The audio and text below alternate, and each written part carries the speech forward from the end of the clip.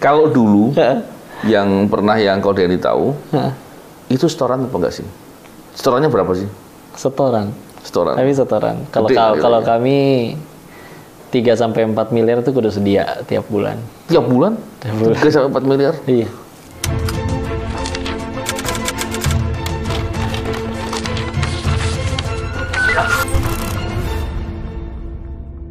Bismillahirrahmanirrahim. Assalamualaikum warahmatullahi wabarakatuh. Waalaikumsalam. Salam integritas anti korupsi. Masya Allah. Alhamdulillah, hari ini saya berkesempatan berbincang dengan anak muda yang yang sudah banyak pengalaman, dan yang luar biasanya adalah sekarang di posisi pendakwah. Luar biasa sekali. Saya bisa membayangkan mengambil peran seperti itu begitu luar biasa dan begitu tidak mudah ya. Dan saya pikir cerita-cerita yang kita bisa dapatkan bisa kita jadikan pembelajaran atau contoh. Amin ya Allah. Masya Allah. Hari ini saya berbicara dengan Koh Dennis, betul ya? Koh Dennis, apa kabar Koh Dennis? Alhamdulillah masih diizinkan sehat. Masya Allah. Saya senang sekali saya bicara dengan Koh Dennis saat ini. Alhamdulillah, alhamdulillah. Koh Dennis, saya dulu ketika menjadi polisi, ketika bertugas menjadi polisi, sekarang saya masih di kepolisian walaupun ASN ya, saya pernah melihat fenomena masalah perjudian. Judi ini begitu merusak. Kalau kita lihat, waktu itu judinya judi tradisional begitu, yang main juga orang-orang di level bawah, dan biasanya orang-orang ekonomi level bawah ini mendapatkan uang dengan kerja yang keras sekali, bekerja kasar lah gitu ya. Pulang dari bekerja, main judi, sampai rumah uangnya habis. Ribut sama istrinya, nggak bisa menafkahi keluarganya. Timbullah masalah sosial, timbullah kemudian pencurian, kejahatan, dan lain-lain. Jadi yang ribut polisi lagi. Masalahnya yang dulu itu polisinya banyak dapat setoran. Kan kacau itu. Dan saya benci sekali dengan rahasia umum nggak sih Pak? Ya, itu kita benci sekali. Dan saya ingin dapat cerita nih, karena kan saya pernah mendapat informasi ya di beberapa media sosial bahwa Koh Dennis pernah mengetahui atau sedikit berkecimpung lah. Ini kan suatu hal yang sebetulnya kita sadari bahwa itu suatu hal yang buruk, tapi berubah menjadi baik ini suatu hal yang luar biasa. Kita perlu menularkan untuk bisa memberikan perspektif kepada orang-orang agar jangan sampai termasuk ke suatu kesalahan yang buruk. Koh Dennis, cerita dong soal masalah perjudian. Ya, mudah-mudahan mohon doanya Pak jadi baik betulan di hadapan Allah. Ya. Amin. Masih berupaya insya Allah. Ya, kayak yang tadi sudah saya sebut juga, emang kayaknya rahasia umum ya. Emang ini judi itu udah sesuatu yang memang sudah ada dari zaman terdahulu banget. Dan memang karena dia menawarkan peluang yang itu pas banget dengan sudut serakahnya manusia. Jadi makanya selagi syahwat dan nafsu manusia masih ada, ya pasti akan selalu tersedia sih wadah untuk itu. Dan ada tempat-tempat di mana memang ketika dia bicara tentang perjudian itu nggak melulu orangnya itu ada posisi di mana jadi dua pihak. Kita tahu di mana ada namanya bandar, ada namanya pemainnya kan. Di mana kita tahu sekarang ada posisi dari urusan seperti itu yang dia posisinya itu justru nggak akan pernah bisa rugi. Yaitu ya tadi ya, orang yang nyiptain permainan ya, bahkan kasarnya orang-orang yang nyiptain permainan judi itu orang mainnya pakai uang cashnya, atau bahkan ya minimal saldo di rekeningnya. Untuk dia bisa main di game itu, dia kan mesti setor deposit. Itu kan sama aja nukerin duit dia dengan duit bohongan kan, supaya bisa main di game itu. Jadi ya nukerin kefiktifan dengan uang asli yang bisa dia belanjakan. Disitulah yang akhirnya membuat orang-orang yang akhirnya punya kecerdasan lebih, punya modal lebih, dan juga punya keserakahan lebih, ya mengambil peluang. Dimana apalagi orang-orang yang tadi seperti Bapak sebutkan, mau level ekonominya seperti apapun, dia punya sifat serakah yang pengen dapat lebih banyak dengan cara cepat, singkat. Jadi ya industri itu jadi amat sangat tumbuh kembang besar sih di sana. Jatuhnya sih sudah sampai di lokalisasi kalau di sana. Di sana itu maksudnya di mana tuh kok? Oh iya, di tempat saya dulu itu di Thailand sih. Thailand dan Kamboja antara itu ya. Iya. Di Indonesia masih banyak nggak itu kok Dennis? Kalau pemain kami sih orang-orang Indonesia sih. Orang Indonesia. Kalau yang di Indonesia, dulu kami sempat di Indonesia juga Pak, tapi capek kucing-kucingannya. Hari ini di mana, besok mesti pindah kemana. Kalau di sana kan sudah ada tempat yang sebetulnya kasino-kasino secara fisik, gedung-gedungnya ada, sudah berbentuk resort. Dan itu ya mereka sudah aman lah ya, karena memang orang lokal sananya. Jadi kami itu di sana kebanyakan jatuhnya nyewa ruangan di tempatnya mereka. Jadi kalau suatu saat digerebek atau diapa-apain pun bilangnya ini subunitnya dari kasino besar yang fisik itu. Dengan tiap bulan aja kita ngasih upeti baik ke jatuhnya entah biaya sewa atau setor lah pokoknya kepada pemilik kasino besarnya. Walaupun juga ada kepada ya seperti kita tahu yang oknum-oknum yang malah menerima dan malah jadi menjaga dan melindungi. Nah, kalau bicara pengen ditutup kan sebetulnya mudah sekali. Mestinya mudah ditutup ya. Tapi ya, kayak misalkan kalau misalkan online gitu ya, kita bicara kemampuan IT seseorang, kalau dia mampu untuk bikin negara itu ditutup untuk nggak bisa buka satu website tertentu kan sebetulnya juga mudah. Cina melakukan itu, mengembargo nggak bisa buka search engine yang lain kecuali hanya yang mirip Cinanya saja. Nah itu aja bisa gitu kan sebetulnya. Cuman ya mungkin kuenya terlalu besar. Iya, waduh. Padahal kalau dilihat yang main judi itu kebanyakan orang ekonomi level atas, apa menengah ke atas atau menengah ke bawah? Sebetulnya setiap kalangan ada Pak, tapi seolah-olah kayak kebanyakan ekonomi level bawah. Tapi bukan karena yang level bawahnya lebih suka main, enggak. Tapi memang secara naturalnya orang yang kaya sama orang yang tidak kaya kan rasionya memang lebih banyakan yang tidak kaya gitu kan. Betul. Jadi bukan seolah-olah oh berarti yang banyakan main yang level bawah, enggak juga. Setiap kalangan ada main karena jumlahnya lebih banyak karena jumlahnya seolah-olah lebih banyak aja. Jadi ya dan di sana kami menyediakan ada yang namanya istilahnya ya buat yang VIP-nya yang setor minimalnya pun untuk deposit minimalnya berapa tapi ya tersedia untuk semuanya. Iya.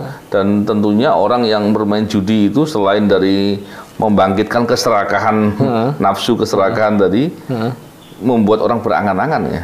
Karena kan akan berpikir kan, nanti aku akan menang, Itu gimana tuh?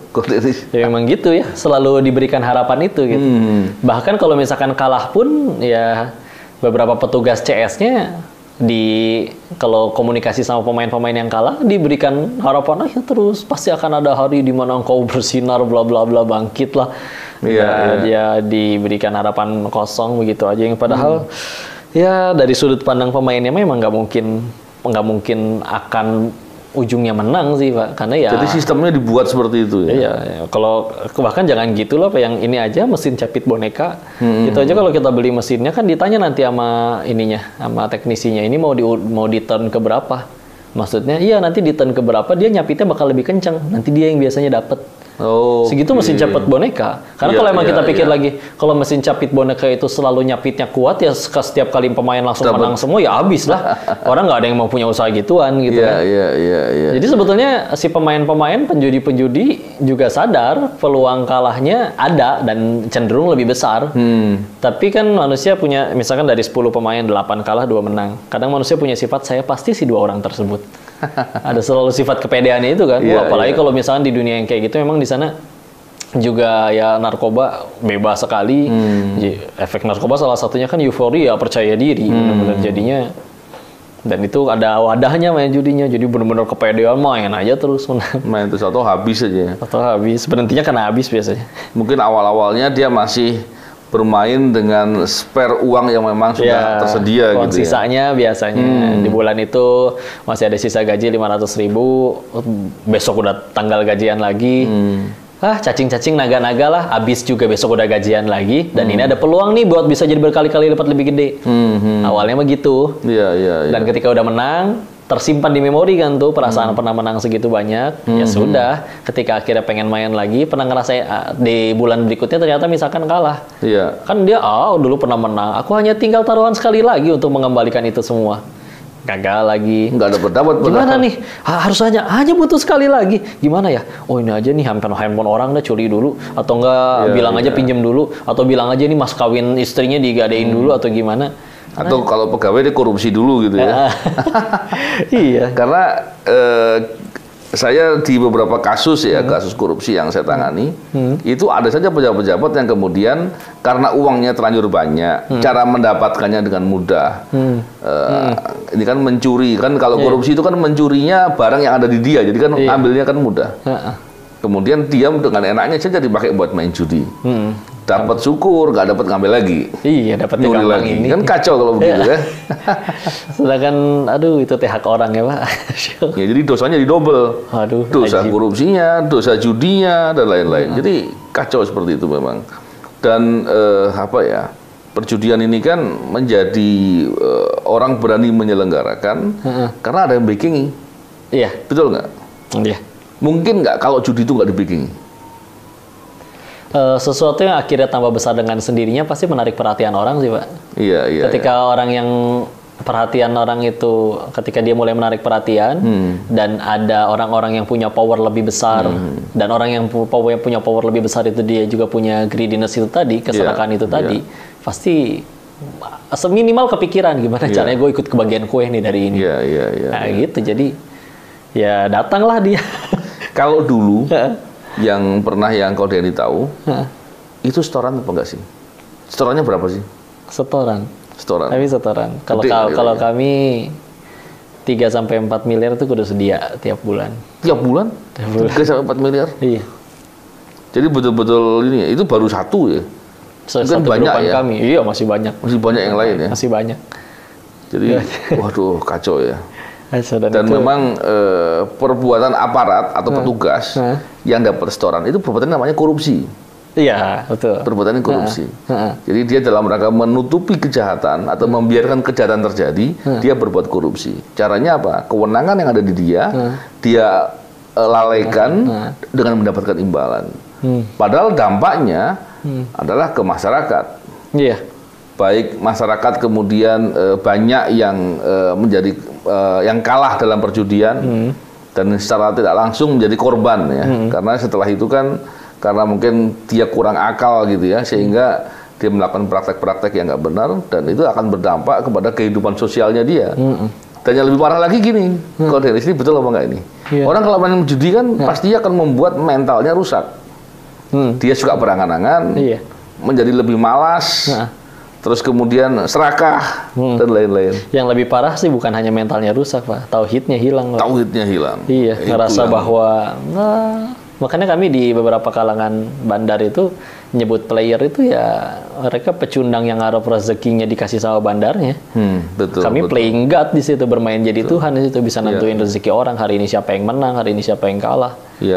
Sedangkan dari lagi rezeki mah sesuatu yang kalau kita bahas secara agama mah sesuatu yang sudah Allah tentukan sebelum kita lahir. Betul. Nggak akan mati kita sebelum rezeki yang sudah Allah tentukan di alam rahim itu kita terima semuanya. Mau udah terkapar di kasur sekalipun kata Allah masih ada rezekinya, masuk lewat infus. Iya. Ini mestinya dipahami Kalau orang paham, dan saya pikir semuanya ngerti kok bahwa ada 3 hal yang Allah takdirkan dan itu terhadap semua orang.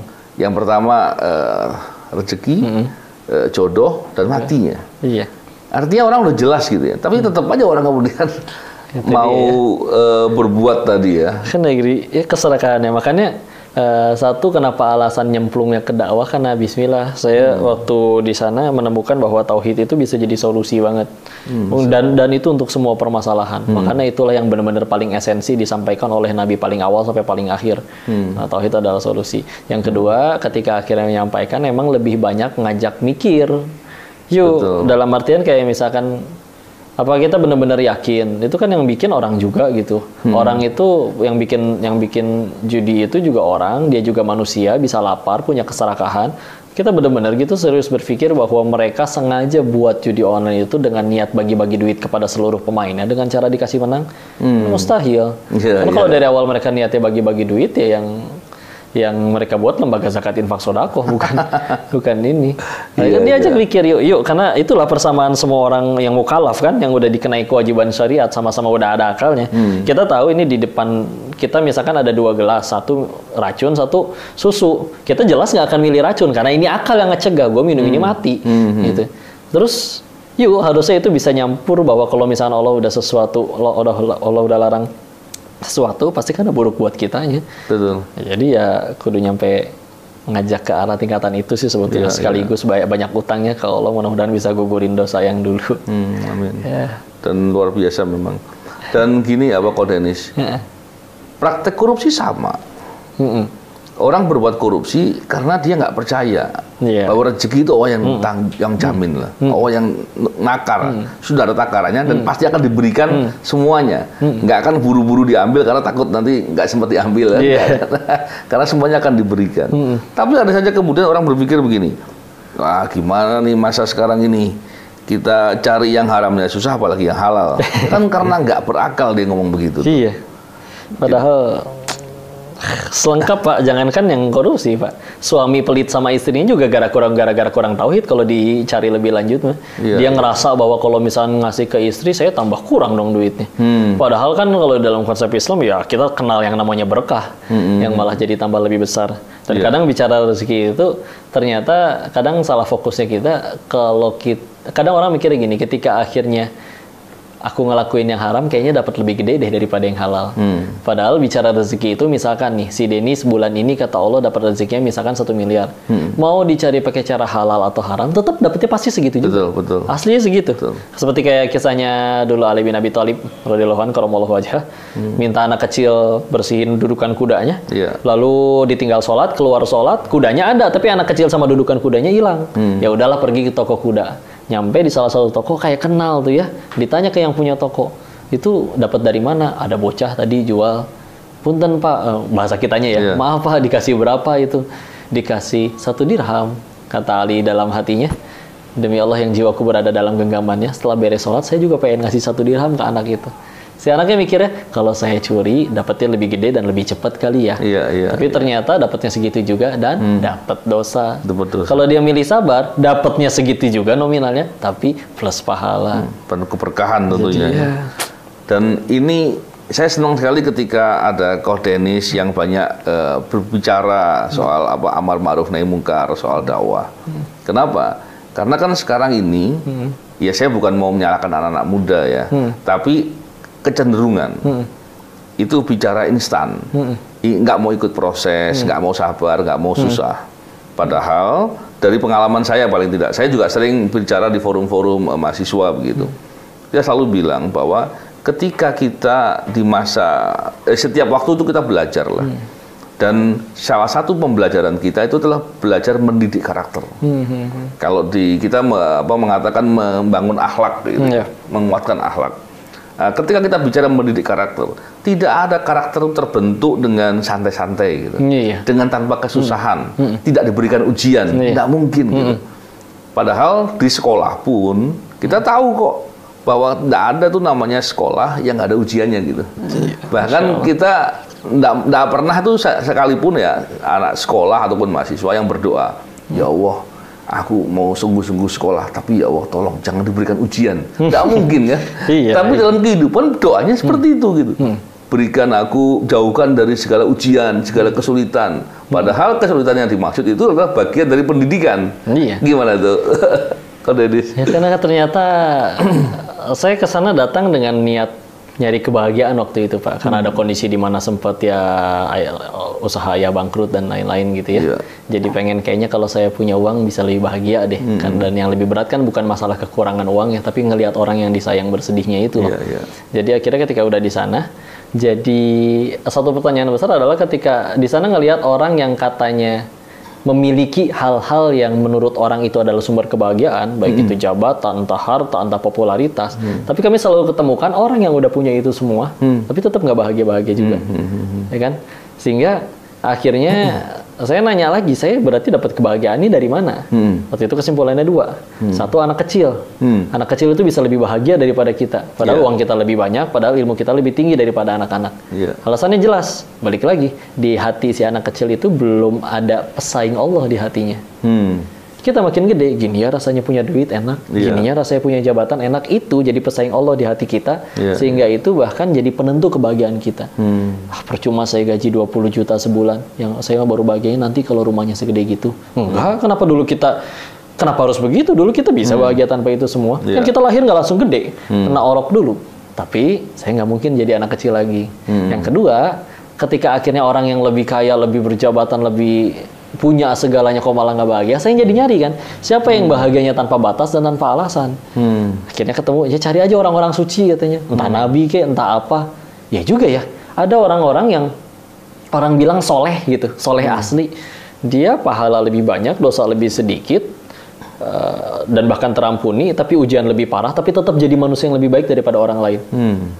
Dan mereka enjoy ngejalanin itu. Kenapa mereka kayak begitu? Kita balik lagi, ya karena di hatinya ya ilahnya Allah, bukan lain-lain.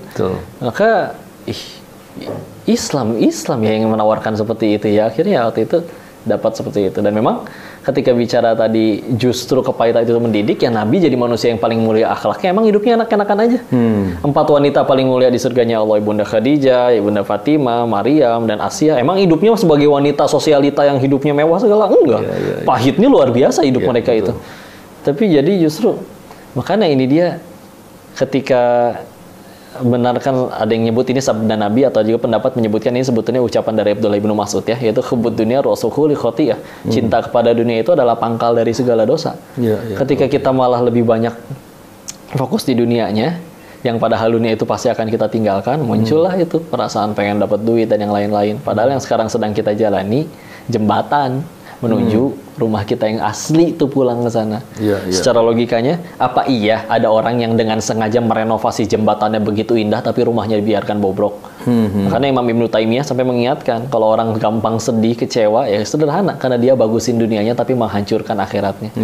Betul. Jadi makanya kenapa milih jalan yang sekarang ya karena satu akhirnya ketenangan itu dapat dan ini solusi loh yang sudah ada dari awal manusia ciptakan itu untuk dari awal banget, tinggal yuk mau berapa kali kita kecewa lagi, hancur oleh dunia lagi untuk baru kita mulai. Kenapa nggak ngejar pencipta dunianya sih daripada dunianya doang? Gitu.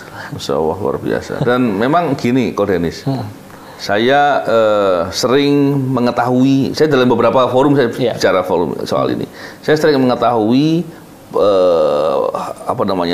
hal yang pribadi sekalipun terhadap para koruptor yang saya periksa, karena saya melakukan profiling kan, melakukan pengecekan dengan detail. Tidak ada satupun koruptor yang bahagia. Betul. Sekalipun dia punya kekuasaan, sekalipun dia punya jabatan, punya uang banyak dan punya pengaruh besar, tidak ada yang bahagia. Masya Allah. Bukan sekedar dirinya, keluarganya juga hancur. Saya belum pernah tuh melihat ada koruptor yang dia memang pemain koruptor besar gitu ya. Kemudian ternyata anaknya menjadi anak yang sukses, anak yang hidupnya ini kecuali itu adalah hanya hal yang dibuat-buat. Saya melihatnya seperti itu. Dan memang kebahagiaan itu kita bisa lihat wujud keadilan Allah. Karena bahagia itu kan tidak perlu harus kaya, tidak perlu harus sukses dalam kehidupan akademis gitu kan, ataupun jabatan tertentu enggak.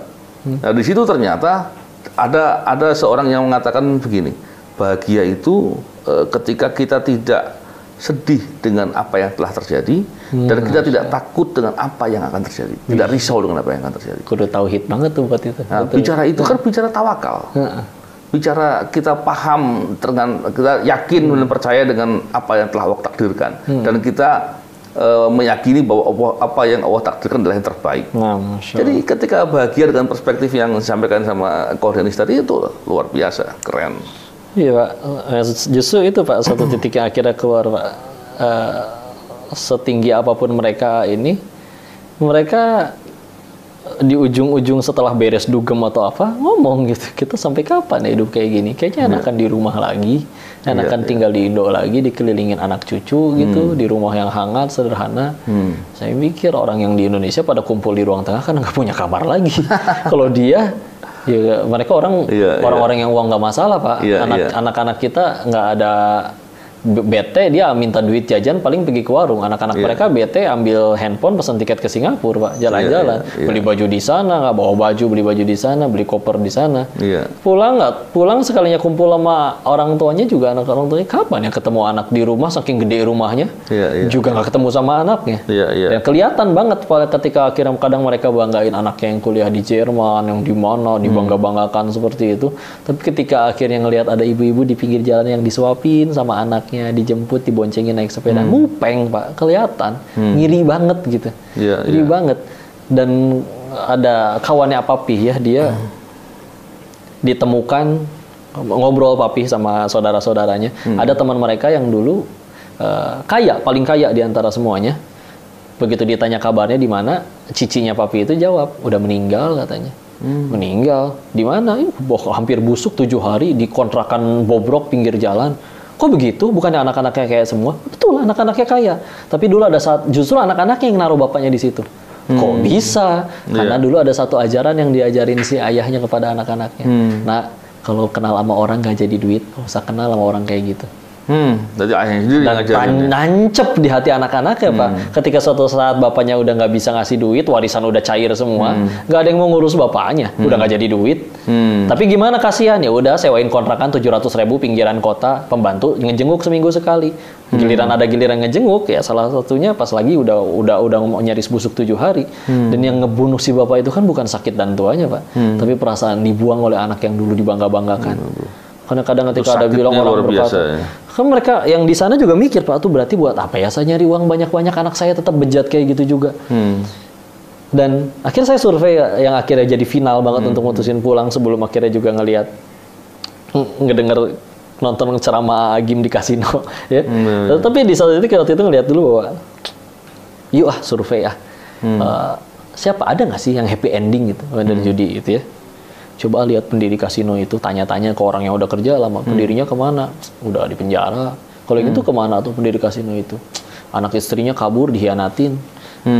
Kalau itu kemana? Wah, udah dihianatin sama anak buahnya. Itu kemana? Ada yang udah mati kena HIV/AIDS. Yang itu gimana? Oh, yang itu tetap kaya sampai meninggalnya. Tapi anak-anaknya mati overdosis semua.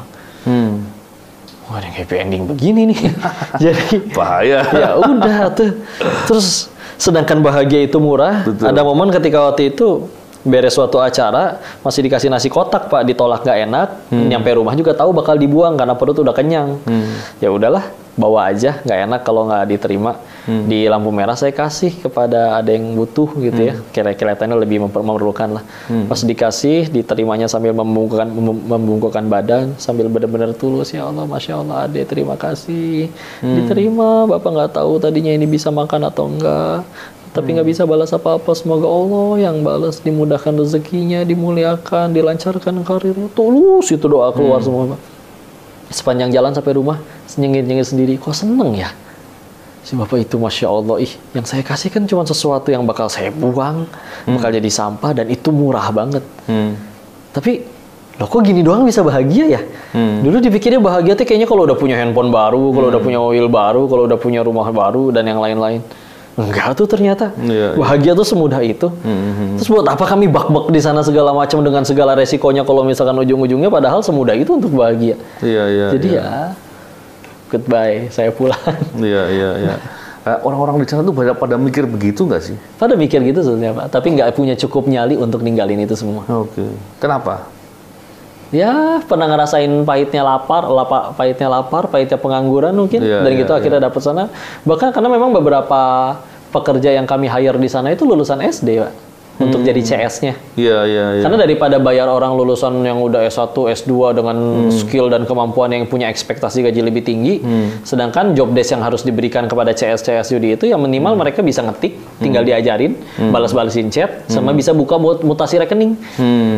Ada transferan masuk nggak buat deposit? Dan itu kan anak SD doang bisa dong, yang lulusan SD. Daripada lu di Indonesia nggak kerja apa-apa, gua gaji dia 3,5 juta, kerjanya di luar negeri lagi. Jadi ya, dan mereka yang tadinya belum siap bekal, orang-orang yang maaf ya, nggak semua yang nggak lulus SD itu karena masalah ekonomi kan, tapi karena memang dia nggak punya mental fighting untuk pengen belajar atau untuk mengembangkan diri jadi baik, dapat dengan kehidupan yang seperti itu, makin ngaco mentalnya, makin udah biasa terima duit gampang. Terus gue harus pulang lagi ke Indonesia nyuciin piring orang dengan digaji 500.000 sebulan gitu, mana mau, mendingan di sana. Itu saya pernah mendapat cerita soal pekerja ilegal gitu ya. Dan kemudian ketika di sana ada yang kerja untuk melakukan penipuan online, ada yang kerja di perjudian dan lain-lain. Dan sebagian itu adalah perdagangan manusia. Banyak nggak terjadi di sana? Kalau yang manusia benar-benar diperjualbelikan sampai organ segala macam itu bukan itu. Artinya ketika dia kerja di sana, dia untuk pulang pastinya kan akan banyak permasalahan. Iya. Dan kemudian menjadi terbatas. Jatuhnya lebih kayak ini. Jadi nggak ada pilihan gitu. Jadi ada di sana orang yang jadi headhunter juga ada, Pak. Nyariin karyawan-karyawan yang mau kerja. Asal yang penting udah nyampe sana dulu, ya udah tuak manis lah, lu kerjanya nanti di sini segala macam, dibohongin. Ternyata malah kerjanya di kasino dan yang lain-lain. Terus dipaksa untuk kerja begitu? Enggak ya? Ketika dia nggak nyaman dan pengen keluar, nah itu dia paspornya ditahan, buat nebusnya harus keluar duit berapa dulu. Yang jadi sebetulnya dari awal mereka nggak murni pengen ngejebak orang buat meres mereka kayak gitu sih. Tapi lebih kayak ya tadinya ada awalnya ada headhunter kayak gitu. Ya yang penting gue dapat kerjaan, dapat orang-orang dulu nih buat dikirim ke sana. Masalah mereka akhirnya nggak mau kerja atau gimana, urusan belakangan gitu ya. Tapi akhirnya ada yang malah jadi menikmati juga nggak sedikit, Pak. Makanya ada orang di sana nyampe bilang ya hidup tuh kayak diperkosa lah, antara pengen nikmatin atau mau terus kesakitan gitu. Jadi kira mereka malah menikmatin hidup di sana. Istilahnya yang wanita yang diajak kerja keluar negara dengan ditipu bilangnya pengen jadi asisten rumah tangga padahal dijual ke rumah pelacuran aja, ada yang bisa menikmati ujung-ujungnya walaupun akhirnya batin tetap menderita. Apalagi yang ini ya mereka sebetulnya tetap dikasih tempat tinggal, tetap ada uang makannya, Memang tadi dari cerita yang disampaikan oleh Ko Denis ini kan, ini juga saya ingin menyampaikan kepada pemirsa yang mungkin juga aparat. Jangan mau kalau kemudian kewenangannya dibayar untuk membiarkan praktek perjudian. Karena dampaknya begitu luar biasa. Bukan hanya dampak ekonomi, tapi dampak mental, dan ini berbahaya juga untuk kehidupan sosial lainnya, dan ini akan berdampak kepada masalah sosial tentunya. Nah, cuman saya ingin tanyakan, dan ini mungkin jadi statement penutup ya yang disampaikan oleh Ko Denis, adalah bagaimana cara untuk bisa menghentikan atau memberantas masalah perjudian yang ini juga terjadi di luar negeri. Ini caranya gimana? Yang menurut Ko Denis paling efektif? Makanya yang saya tahu di dalam Islam itu kekuasaan itu alat sebetulnya, Pak. Makanya ketika dianjurkan di dalam Islam tuh Imam Imam Iyad ya, saya lupa namanya. Ya, beliau menyebutkan kalau misalkan saya cuma punya satu doa lagi, tapi doa ini pasti mustajab dikabul. Saya pasti doain pemimpin saya. Karena kalau pemimpinnya baik, maka pasti baik juga semuanya. Makanya berharap, karena sayanya bukan pemimpin, dan ya udah yang bisa disampaikan, saya menemukan kata saya mah, ya Islam datang sebagai solusi. Tauhid itu solusi bagi semua permasalahan. Makanya yang disampaikan, walaupun kadang yang ditanya, yang lagi banyak diundang kemana-mana juga banyak tanya tentang judi-judinya dulu, tapi selalu diselipkan, ya yuk balik lagi kepada Allahnya gitu. Betul. Karena suka nggak suka juga kita bakal balik lagi ke Allahnya juga. Jadi pengen datang dengan sukarela atau dengan diseret jadinya bangunnya. Ya udah, jadi menurut saya itu salah satu solusi ya. Karena kalau bicara masalah teknis, menurut saya teknis, Pak. Kalau cuma bicara ini peraturannya dibeginiin, ini diginiin, ya orang-orang yang di dalamnya kalau tidak bertauhid juga oleng-oleng juga peraturannya. Ya jadi ya ngudain jalan yang dulu dilakuin oleh para nabi dan orang-orang terdahulu aja lah. Mudah-mudahan dakwah ini jadi kebaikan. Ya, insya Allah, luar biasa. Terima kasih sekali. Dan saya ingin garis bawahi tadi yang disampaikan oleh Ko Denis bahwa kita kembali kepada tauhid, untuk ini berlaku bukan cuma orang yang bermain dalam praktek perjudian, tapi juga kepada orang-orang yang bertugas untuk mengawasi dan menghentikan praktek-praktek itu. Mestinya begitu ya, Ko Denis. Iya, terima kasih sekali. Semoga perbincangan kita ini bermanfaat, Ko Denis. Amin. Dan semoga orang-orang yang mungkin sudah terlanjur terjerembab dalam suatu jurang kemaksiatan, perjudian dan lain-lain, mereka sadar dan kemudian mau keluar dari dari praktek itu, termasuk juga orang-orang yang mungkin berpotensi untuk ditarik untuk masuk ke situ dengan iming-iming dan seolah-olah itu adalah suatu hal yang bagus, yang menyenangkan, angin surga yang menyenangkan. Itu semoga bisa menjaga dirinya untuk tidak masuk dalam praktek-praktek yang pasti merugikan dan menyengsarakan. Terima kasih sekali lagi. Terima kasih. Salam integritas, anti korupsi. Assalamualaikum warahmatullahi wabarakatuh.